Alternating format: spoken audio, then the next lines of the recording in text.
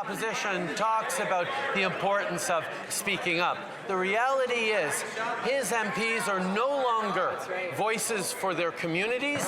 They are his voice in their communities. That's not how this place is supposed to work, Mr. Speaker. That was Prime Minister Justin Trudeau today in Question Period, going after Conservative leader Pierre Poilievre for his tight control over the actions of Conservative MPs. This comes from a story reported by Radio-Canada's Christian Noel, and he joins me now with more. Christian, welcome back to the show. Good to see you again. Thank you. Okay, what have you learned about the Conservatives and their leader? This continues a trend of them talking anonymously to you. What have you learned? Well, there's always caucus management, there's always control, there's always some kind of party line that you have to follow in politics. But what the Conservatives members I've been speaking with are telling me is that this goes well beyond that. It goes far beyond what would be considered normal inside a regular political party. And they're monitored by staff from the leader's office, what they say, who they say it with, what they do, who they do it with, inside and outside parliaments, even in events that do not have anything to do with politics. They're being told they cannot talk to media without the leader's approval. They cannot collaborate with other parties in the House or at committees. They are expected to be extra partisan, to repeat Pierre Poilievre's slogans inside the House and outside the House. Those who do are rewarded with big congrats at caucus or with more speaking time in the House. And those who don't, well, they get punished. They get demoted, they lose committee chairmanship, and they lose time in the House. And in private, a lot of them are getting to a point where they're being fed up. But in public, they don't all want to say that. Here's what they had to say this morning. I was wondering, do you feel you have the freedom to express yourself as an MP? Do you feel you have the freedom to express yourself as an MP? You have a feeling you can express yourself as an MP? Good morning, how are you? Do you think that Mr. Poilievre has too much control over what people say? What's the state of freedom in the caucus? Morning, it's great. Do you have any thoughts on the freedom of MPs to speak their minds? Very free. Wondering this morning if you feel that you have enough freedom to express yourself as an MP. Mm-hmm. Interesting. Not a chatty bunch. Not this morning and not most morning, that's for sure. Okay, that's interesting because essentially the leader's office is saying, do as I say and do as I do and focus on these things. And this has been an effective strategy for them, getting them to the point where they have a double-digit lead in the polls. But as you say, some grumbling internally over this. What's been the reaction since you published this story this morning? Well, like you said, some MPs and some Conservatives in general are telling us it's not as bad as it looks because, look, it works. We're 15, 20 points in the polls. We're ahead of the Liberals. If there was an election today, we'd form a massive majority, and then we would have better control. And for some MPs and some Conservatives, it seems to be short-term pain for long-term gain. They're thinking they're willing to wait to get maybe a post as a minister or a parliamentary secretary post. The problem is that for Pierre Poilievre, if you have an election now and you have, according to the stats, maybe 180, 200 MPs, that is a massive caucus that you're not going to be able to manage by giving ministry or parliamentary secretary jobs. A lot of people are going to be passed over. They're not going to like it. There's going to be resentment. There's going to be some jealousy into this. And this is where managing a caucus that feels they don't have the leeway and the freedom to express themselves and represent their constituents in Ottawa and not the contrary. If you're having that tight lead around the MPs, well, some of them at one point might reach a point where they, instead of being behind the lead, they might want to try to bite the hand that feed them. Okay, I wonder, Christian, like I have spoken with some MPs about this in the Conservative caucus. They say essentially it's attack, attack, attack. That's all they're told to do. You know, committees are for that. Question period is for that. Everything is Trudeau's fault. And this came up in question period today, right? This was one of the things that played out in the House of Commons. Because a story like this, of course, the Liberals could not prevent themselves from using it as fodder to change the channel because they were being attacked on other things, and they just tried to throw it back in the Conservatives' faces. Liberal MPs are free to speak their minds and voice their opinions even when we have disagreements. That was astonishing to the members of the Conservative Party because they're not allowed to do that. They are not allowed to speak to the media. They are not allowed to speak their minds. They are not allowed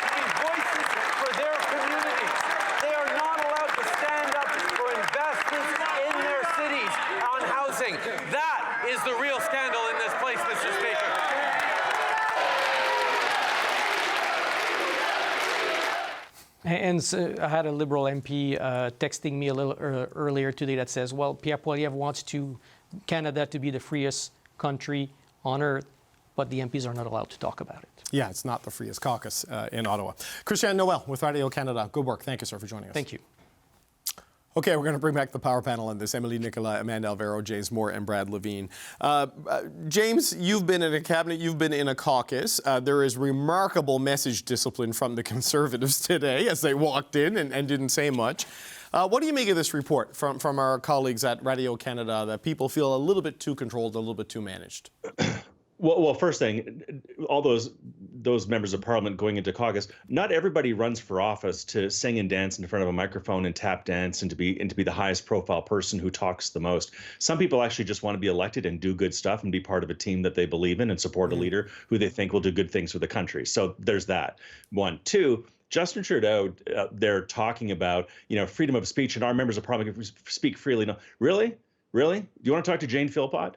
You want to talk to Jody Wilson-Raybould? You want to talk to a long list of former Liberal members of Parliament who have all come out now and trashed Justin Trudeau in the way in which he muzzled his backbenchers? So before he rides super high in the saddle there of self-righteousness about how the Liberal Party has approached free speech and free votes for members of his party, he might sort of want to look in the rearview mirror of the trail of debris that is left in his wake of members of his own cabinet and caucus and their free speech. Finally, with regard to members of Parliament, our system of government is not like the United States, where everybody is a free agent and everybody's building their own profile and everybody's trying to, cut their own profile and build a sort of a social media empire and fundraise constantly in order to stay in office.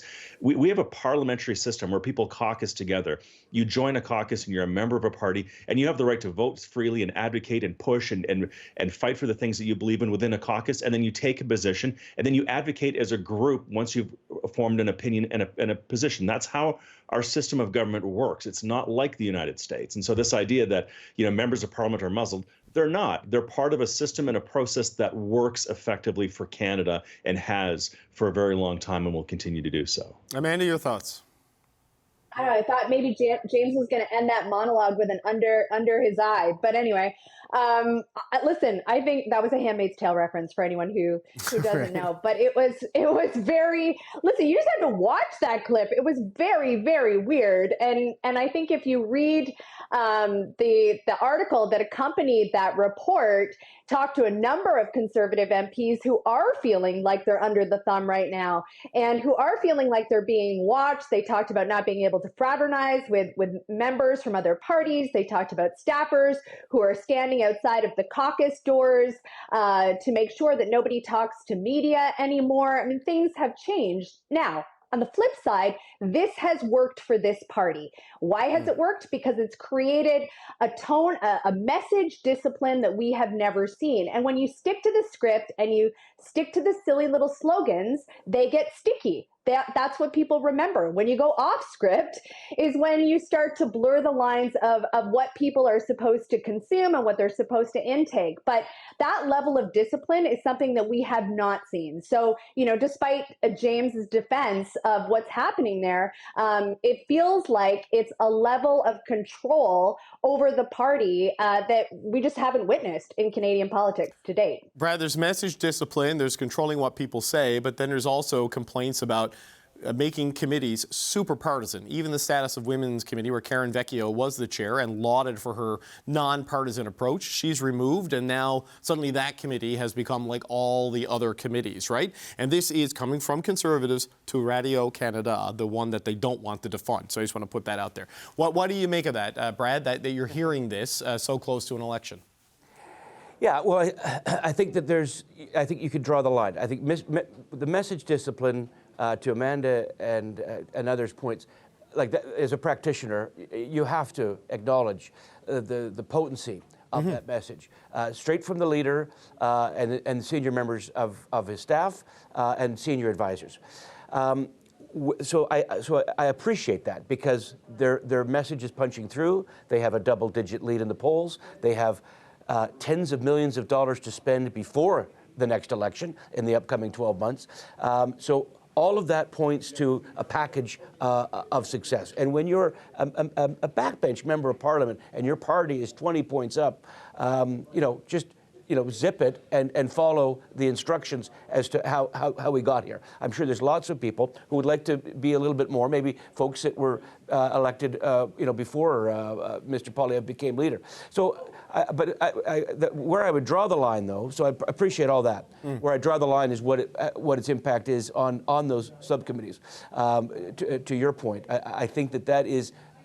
It's unfortunate because the tone and tenor of Parliament is fundamentally changed. That'll be like that if the Conservatives win, which I think is unfortunate. But I think on the whole, most Canadians don't really care what level of discipline their leadership invokes on their members of Parliament. As long as they're doing the work and getting things done for the local constituents, I think most Canadians would not weigh in on whether or not that would be a vote determining factor. Emily, what are your thoughts on this story? Two things that strike. First is that when basically you are rewarded only for message discipline, I understand that in our media ecosystem and specifically in our social media ecosystem, the algorithm likes when everyone speaks in hashtags.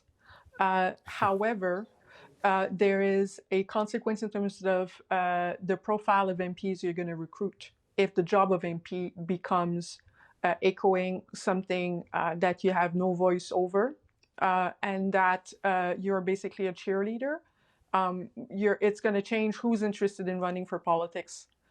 It's already changing who's interested in running for politics. The second thing is, it's really, really striking to me in that report from Radio-Canada that Conservative MPs are not able to socialize with MPs from other parties. That, to me, is the most scandalous thing of them all. And that has nothing to do with message. If we are forbidding people to have informal relationship with other MPs from across party lines, beyond what is said, that sounds a lot like hashtag, more and more. It's about being able to actually have sidebars aside from the camera and actually work through deals together. A lot of how politics is done is about relationship. And so the level of dysfunction that we've been seeing at the House of Commons, if people are not able to have relationships that are cordial with one another, even if they're not part of the same party, then the House of Commons doesn't actually represent Canada. Because the thing about Canadian society is that outside of large cities, it's very, very small, and that Canadians are able to have conversations across party line and are able to be polite and respectful of one another, regardless of who they vote for. And so if that is the culture you're trying to implement in the House of Commons, you have a House of Commons that doesn't represent any more Canadian culture. Yeah, look, if you can't speak to each other, you can't find common ground, you can't find compromise, and you also can't find understanding, right? And that is a challenge that we're navigating in the media as well. But James, I want to go back to what you said about, a lot of them are there not necessarily to dance for the microphones, but they want to get work done. Square that with what we saw with the housing accelerator issue last week, where 17 Conservative MPs had written letters of support for their communities. They didn't go public with it, but said, hey, this can help build sewer lines to build houses in rural New Brunswick. And they've been told they're not allowed to do this, they're not allowed to write the letter, they're not allowed to advocate for it. You can't do your work for your constituents when something like that happens. Well, I mean, I would assume the argument would be, look, this is a program that we don't necessarily believe in and we've chastised it. And well, you have people in your community who want to have access to the funds. So we have to be careful here about sending mixed signals to our electorate about what our intentions are. And by the way, if you're advocating for this program now and this program might not exist in the future, at least in its current iteration, then you might be boxing yourself in terms of expectations of how the cash might flow in the future, given how we might redesign the program. I think avoiding a problem in the future by encouraging members of Parliament not to box themselves in is actually probably prudent management, not stifling communication, but actually reminding members of Parliament that the status quo of public policy, which you might be advocating for, which might make sense today, in 12, 24 months from now, might put you in a position where you're going to have to eat these words. So you might want to be careful about that and not advocate for a program that may be significantly altered in the future. I think that's called responsible governance of your team, not stifling communication. Amanda, just, to Brad's point, he says he doesn't think most Canadians will care about this in caucus control. And it is a very inside baseball, processy story. But, as a guy from the East Coast, your MPs were always expected to be loud and to speak out and do things. I mean, does this potentially, I get the message discipline, I get the tactical and strategic benefits of it. But does it fundamentally change sort of how public life works and politics works if people are going to be this sort of boxed in on what they can and can't do?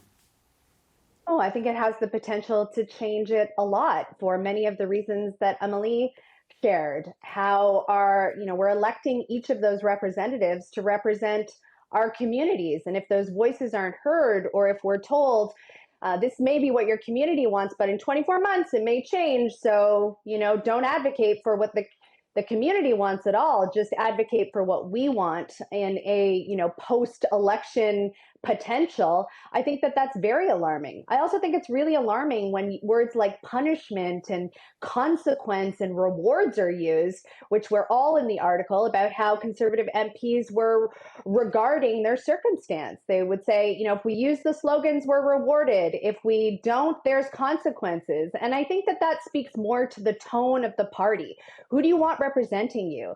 Do you want that kind of hammer over you at all times? And I think that while it may not concern Canadians today about how party message discipline works, the tone of a party and what that means for how they'll share that tone with other communities, with each other, with other Canadians, I think that really does matter.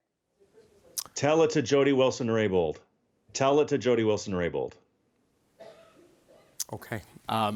Right. Well, all right. Well, we're out of time, so that's an interjection. We can't really deal with at this point, so we're going to have to say goodbye. I want to thank my power panel for staying and doing 3 topics tonight: Emily Nicola, Brad Levine, James Moore, and Amanda Alvaro. Thank you so much.